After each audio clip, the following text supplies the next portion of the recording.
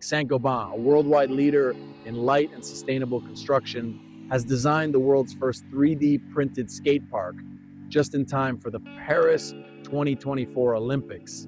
Located on the Esplanade de Paris La Défense, this 400-meter skate park resembles a giant pinball machine and is open to all from July 18 to August 11, 2024.